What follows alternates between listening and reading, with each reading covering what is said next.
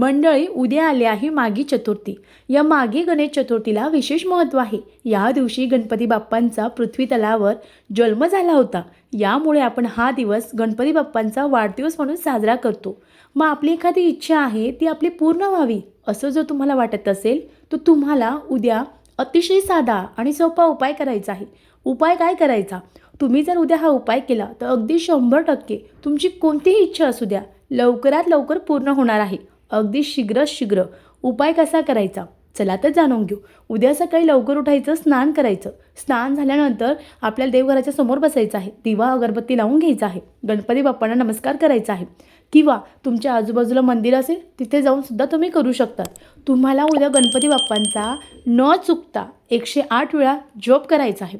जो मंत्र आहे तो अतिशय प्रभावीशाली मंत्र आहे. तुम्हाला हा मंत्र कंटिन्यू उद्यापासून 120 दिवस म्हणायचा आहे. म्हणजे 120 दिवस हा मंत्र म्हणायचा आहे. मंत्र पुढील प्रमाणे: मंगलमूर्ती विघ्नहरा दुरितनाशना कृपा करा. मंगलमूर्ती विघ्नहरा दुरितनाशना कृपा करा. अतिशय प्रभावी मंत्र आहे. तुमची कठीणातील कठीण इच्छा असू द्या 100% नाही तर 1000% पूर्ण होणार आहे. उपाय अगदी साधा सोपा आहे.